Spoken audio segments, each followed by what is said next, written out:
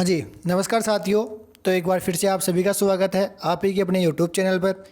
दोस्तों, आज हमारा सेशन वही मनोविज्ञान के अंदर शिक्षा क्षेत्र उद्देश्य का पार्ट नंबर 4 रहेगा।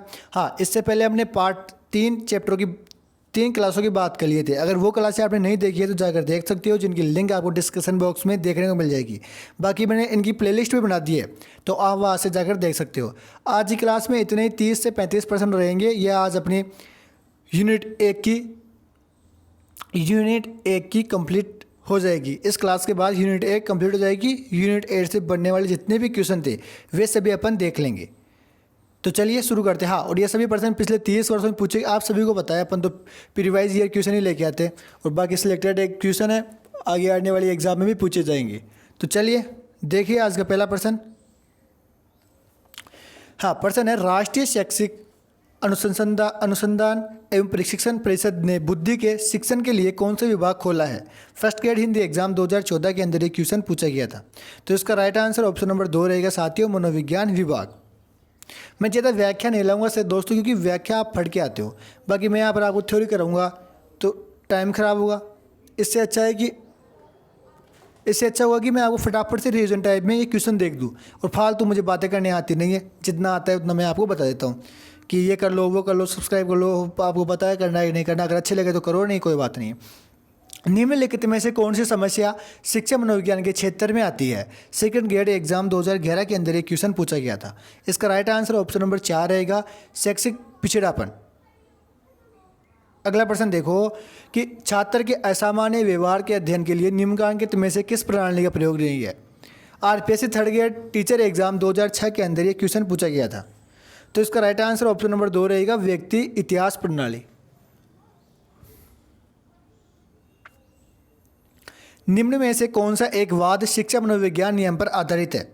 निम्न में से कौन सा एक वाद शिक्षा मनोविज्ञान नियम पर आधारित है? तो दोस्तों राइट आंसर ऑप्शन नंबर 2 रहेगा, प्रकृतिवाद।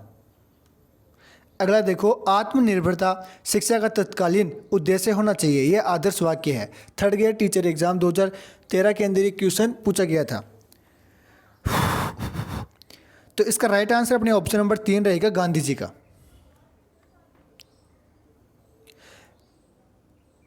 अरे यार, इन अड़मेल और तो चक्कर पड़ जाए, और तेरी चोट पड़ जाए कुछ ज़्यादा। एमसी नगर डी के अनुसार एक शिक्षा है और इसका उद्देश्य लोगों के दृष्टिकोण और प्रथाओं को बदलना है। लैब असिस्टेंट होम साइंस 2022 के अंदर एक क्वेश्चन पूछा गया था। तो इसका राइट आंसर अपने ऑप्शन नंबर 2 रहेगा, विस्तार। अगला क्वेश्चन देखो, शिक्षा मनोविज्ञान में किस स्तर के मापन का न्यूनतम प्रयोग किया जाता है? रीट 2022 के अंदर ये क्वेश्चन पूछा गया था। तो इसका राइट आंसर आपको सभी को पता है कि ऑप्शन नंबर 3 रहेगा, अनुपातिक मापनी। अगला प्रश्न देखो, निम्नलिखित में से कौन सी छात्र केंद्रित विधि नहीं है? कौन सी छात्र केंद्रित विधि नहीं है? तो इसका राइट आंसर आपको कमेंट बॉक्स में बताना है। ऑप्शन नंबर 1, व्याख्यान रह जाता है। दोस्तों, साइकोलॉजी कुछ ऐसी ही है कि यार थोड़ी बोरिंग से हो जाती है। आपको एक कहानी सुनाऊं क्या होता है, एक बार आलू भिंडी के घर पर रिश्ता बेचता है। सुनना, कहानी बहुत इंटरेस्टिंग है, क्योंकि ये कहानी मेरे आसपास के जो मेरे हेटर है ना, जो दोस्त है, वो बोलते हैं कि यार ये क्या चैनल बना लिया, अरे यहाँ पर वीडियो डालता है, ड्यूटी वूटी जाता नहीं है, कोई काम तो वहाँ पर जाता नहीं है, अरे ये चैनल बनाकर वीडियो बनाता है, क्या पढ़ाता है, बस उनके दे करता है, उनके लिए है ना। तो एक बार क्या होता है कि आलू भिंडी के घर पर रिश्ता बेचता है। जैसे भिंडी के घर पर रिश्ता जाता है तो साहब भिंडी बोलती है कि तू तेरी एक बार शक्ल तो देख, तूने किस हिसाब से मुझे रिश्ता भेज दिया। मैं कहा वह बिल्कुल स्लिम एकदम पतली सी हूँ, और हरा भरा कलर है, तेरा कलर भी मेरे से मैच नहीं होता, तू कितना मोटा है ना, और तेरा कलर भी माटिया कलर का है। तो साहब आलू करता है क्या? आलू फिर वो बोलता है कि बोला कि मेरा प्यार तो इंतकाम देखेगी।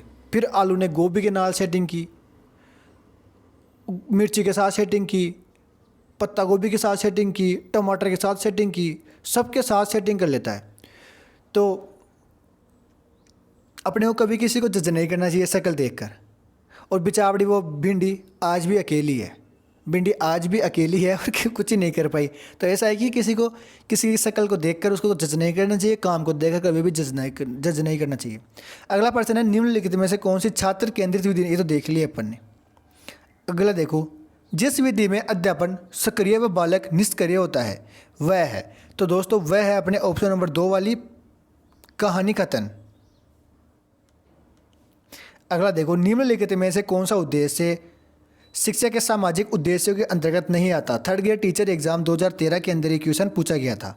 तो इसका राइट आंसर ऑप्शन नंबर 4 रहेगा, संगीत अभिक्षमता का विकास।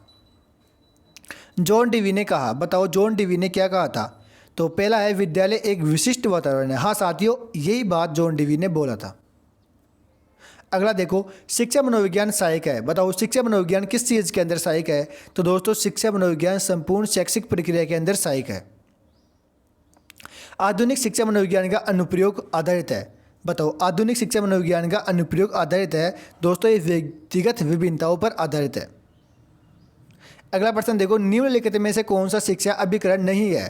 थर्ड ग्रेड के अंदर ये क्वेश्चन पूछा गया था। तो राइट आंसर ऑप्शन नंबर 2 रहेगा।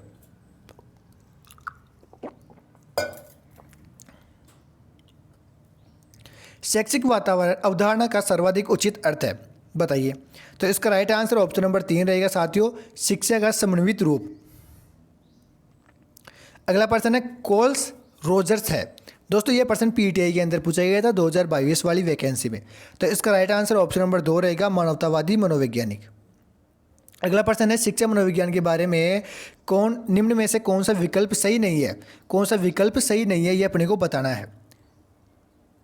बताओ इसका आंसर आप मुझे कमेंट बॉक्स में दो, आराम से पढ़ लो, ऑप्शन मेरे से इतने बड़े जाते हो।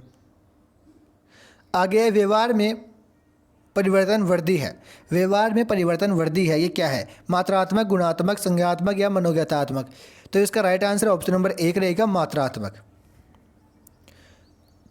प्रोक्सीमेट तथा अल्टीमेट 2 प्रकार है। ये किस चीज़ के प्रकार है दोस्तों। व्यवहार को समझने के, हाँ ये 2 व्यवहार के समझने के प्रकार है।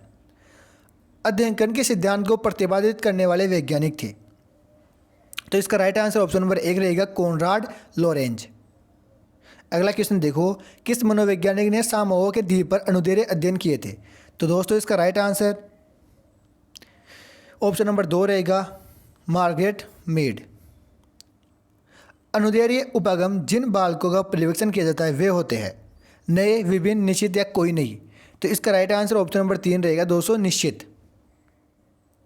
अगला प्रश्न देखो, एक माइंड दैट फाउंड इटसेल्फ नामक पुस्तक किसके द्वारा लिखी गई थी। बताओ a mind that found itself किसके द्वारा लिखी गई थी। तो दोस्तों ये अपने C.W. बियर्स द्वारा लिखी गई थी।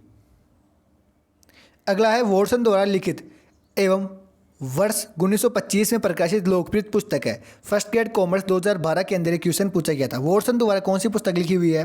तो वॉटसन की जो पुस्तक है ये व्यवहारवादी है। दोस्तों जितनी भी इनकी पुस्तक है वे आप एक तरफ पढ़ के जाना, उनकी लिंक ये सब कुछ मैं आपको टेलीग्राम चैनल पर दे दूंगा। निम्न में से कौन मनोवैज्ञानिक नहीं है। निम्न में से कौन सा मनोवैज्ञानिक नहीं है। तो दोस्तों इनमें से आपको बताना है कि निम्न में से कौन सा एक मनोवैज्ञानिक नहीं है।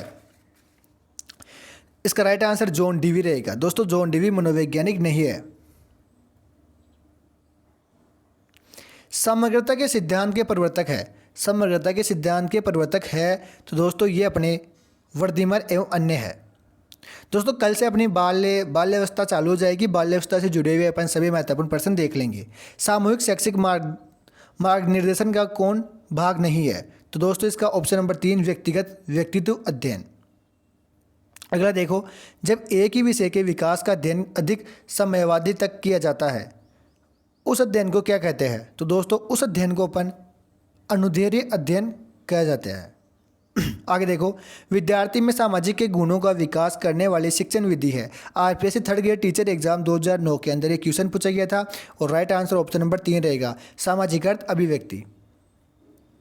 लास्ट प्रश्न देख लो, आज इतने क्वेश्चन थे और जो लास्ट क्या थे जितने भी कोई अपन 100 से 200 300 प्रश्न देख लिए। बाकी और जो वीडियो थे अपन 3-4 पार्ट के अंदर पहली यूनिट को पढ़े हैं और पूरे क्वेश्चन देखे। तो अगर आपने वो वीडियो नहीं देखे तो वो जाकर चेक कर सकते हो। इसका राइट आंसर अपने ऑप्शन नंबर 1 रहेगा, तुलनात्मक विधि। तो कैसा लगा वीडियो कमेंट बॉक्स में देखना और मैं प्लेलिस्ट बना दिया हूँ, वहाँ से जाकर आप चेक कर सकते हो। जय हिंद, जय भारत। फिर मिलते हैं अगली क्लास के अंदर।